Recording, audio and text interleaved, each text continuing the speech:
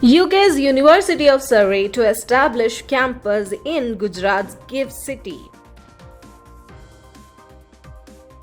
Andhra Pradesh declares no back day and announces educational reforms.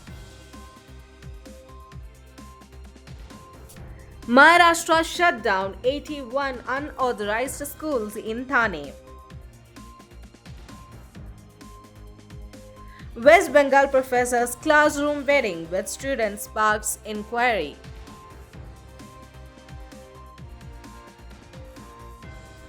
India's education in 2024 mixed progress in attendance and digital literacy. Hello everyone, welcome to Education News Network. I am Arya Vidya and today's top education news are: the University of Surrey, United Kingdom is set to open an international branch campus in GIFT City, Gujarat, India. This initiative will combine Surrey's business, international finance, computer science, and cybersecurity expertise. All teaching and academic assurance will be delivered by University of Surrey staff. Ancillary services including strategic advice on India entry, student enrollment, campus establishment and operations management will be provided by GGS. The University of Surrey and GGS representatives are scheduled to meet with the International Financial Services Centers Authority in GIFT City on January 31st to advance discussions.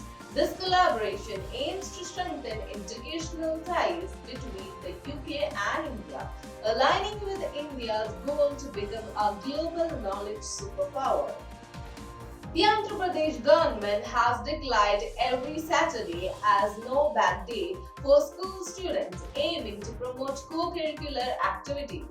This decision was made during a review meeting led by Education Minister Nara Lokesh.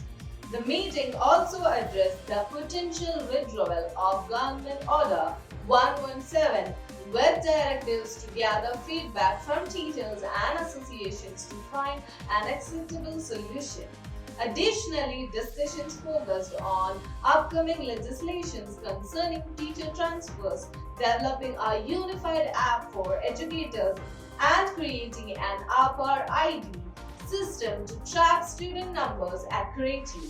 The government plans to develop the Andhra Pradesh model of education blueprint and implement reforms in intermediate education.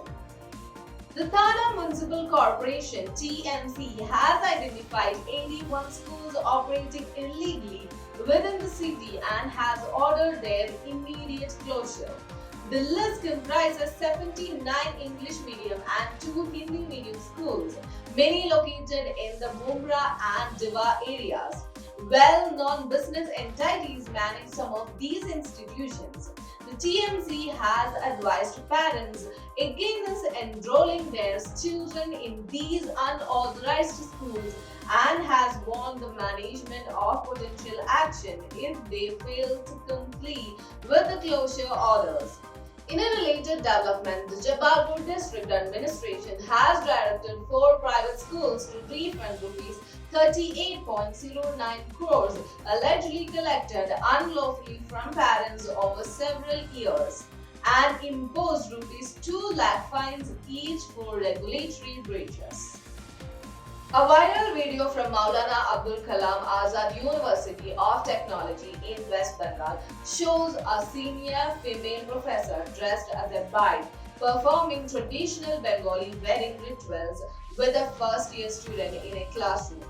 The professor claims the act was a psychodrama demonstration for educational purposes and that the video was leaked without the consent to tarnish the department's reputation. In response, the university has formed a 3-member inquiry panel and requested the professor to take leave during the investigation. The involved student has also been advised to refrain from attending classes until the probe concludes. India's education system 2024 exhibited mixed progress as highlighted by the Annual Status of Educational Report ASER 2024. School attendance slightly increased, with government primary schools rising from 72.4% in 2018 to 75.9% in 2024. However, disparities persisted across states.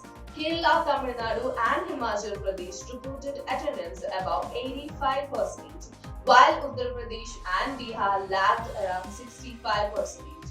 Digital literacy among students remained uneven, with about 70.2% of boys and 62.2% of girls aged 14 to 16 accessing smartphones for digital tasks. Digital literacy among students remained uneven, with about 70.2% of boys and 62.2% of girls aged 14 to 16 accessing smartphones for their digital tasks.